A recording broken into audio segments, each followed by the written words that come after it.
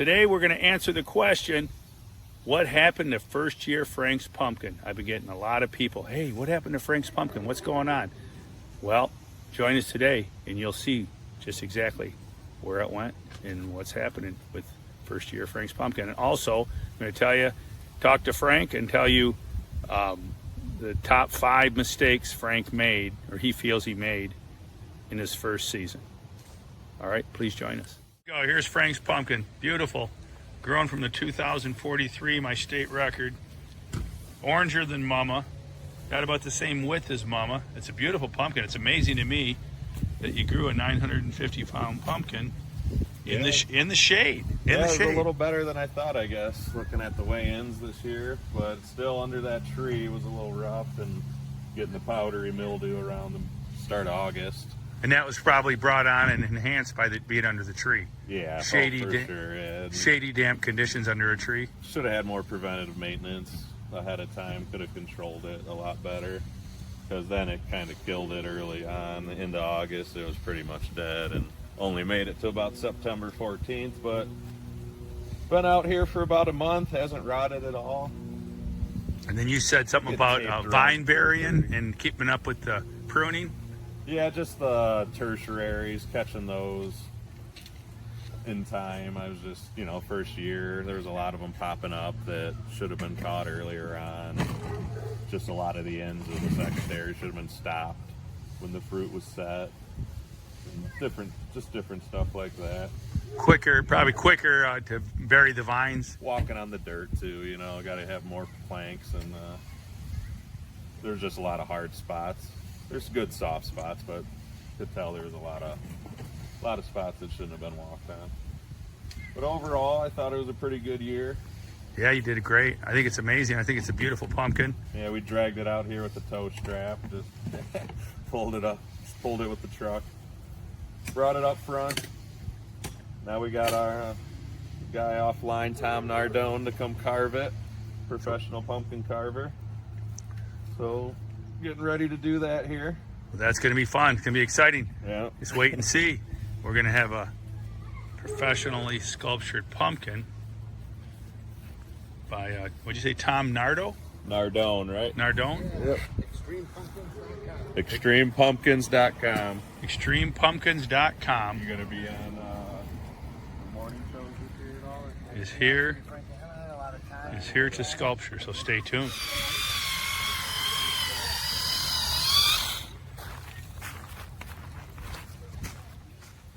Deep in there. Maybe thicker. How thick?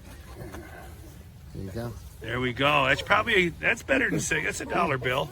Yeah. That's a $1 bill. So she's about 6 inches thick. That's pretty predictable. And that's up here, And that's in it's going to be even more. Right. So that's probably about right. Yeah, you get some work to do.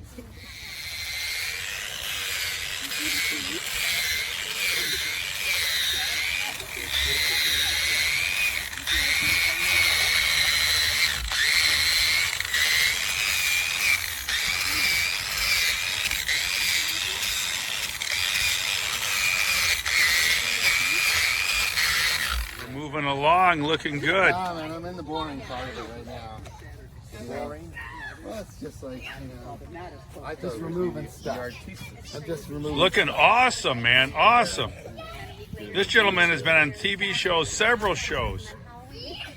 What are some of the shows you've been on? Oh, I've been on a lot of shows. I've been on, my favorite is Live with Kelly. I've been on since she was live with Regis and Kelly, and she was live with Michael and Kelly, and now she's live with Kelly and Ryan. Yeah. So she's my favorite. I got a crush on Kelly Ripa. But I've been on Conan a couple times. He's really funny. And Good Morning America 4 times, and the Today Show. Wow. I think that's pretty much all of them, isn't it? Very impressive. I went on Fox and Friends once. They made me bring my own pumpkins. Cheapskates. Oh, yeah? Fox and Friends? That would be murder. Carry your own pumpkin. 950 pounder like this one? This one's estimated at 950 pounds. It's a big bad boy. Nice job, Frank. It's good carving, too. This pumpkin's good carving. Awesome. Awesome grow. Cool beans. What do you say? All the kids What do you say, girls? the big pumpkin. All right. Pumpkin. Is it scary cute? Heavy. Always ask me, Bubba, what do you do with those giant pumpkins when you're all done at the end of the season? Well, here you go. Here you have it. This is what you do. You tell people you put them in your yard for Halloween. Like, really? Really? And I'm like, yeah. There's the coolest pumpkin in the neighborhood right there. Look at that. Looks like it's going to reach right out and kiss you. That's what you do with the pumpkins at the end of the season. And then there's the seeds. That's a whole nother story. All right, Frank. Nice job, man. I love the sculpture pumpkin. So what do you got to say to any new growers out there? If you're going to grow in 2021, you got any pointers for them? Well, make sure you get it out there early. Make sure, early on there's no wind damage. I remember I suffered a few secondaries that were damaged early on that probably hurt me later on, but I didn't think it did. But I think there's some open spaces in the garden that could have been filled up. But yeah, it was a good year still, first year. No one really had a bunch of monsters out there this year, so it was a rough year. Overall, I did pretty good, not too bad. Hopefully you'll do a lot rough better year, next year with the pandemic. Yeah, that's why I thought it would do pretty good. I was on top of everything early on. Just caught the powdery mildew at the end too, so that didn't help. We'll get a better angle of that. Look at that beautiful pumpkin. Yeah, some kind of lizard or dragon or something. Looks real cool though. But yeah, the pumpkins were smaller this year, and it was due to COVID-19. Well, lady said, "What? What are you talking about, Baba?" And I said, they grounded the airplanes for 2 months. They said the skies were so clear in India they could see mountains that hadn't been seen in 35 years. With the sky being that clear, the sun was brighter and harsher than ever. Plants only need 50% of the sun for 100% production. So therefore, the COVID-19 caused a hotter, more harsh sun, definitely in Michigan this year. So I'm blaming it on COVID-19 for our smaller pumpkins this year. But Frank, congratulations on an awesome grow. You grew a 950-pound pumpkin, first year, Frank. Congrats. Please join us at worldwidegiantgrowers.com, and you can get your seeds right here. worldwidegiantgrowers.com. Keep it a secret, but go tell a friend. And check this out. Frank bought me a little gift, and I really appreciate it. For the old man cave. For the old man cave. An Elvis on hopefully. tour. This is a 1972. Look at this, 1972. That's legit, baby. Yeah. Wow. Look right there. Elvis on tour. Thank you very much. Yeah, As a little thank you. Yeah, for helping me all year. Well, you're welcome. Showing me all the tricks for next year. I wish I'd have done a little better on the old powdery mildew.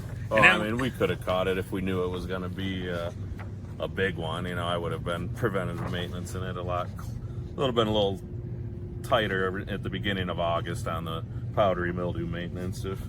Very cool. Next year for sure.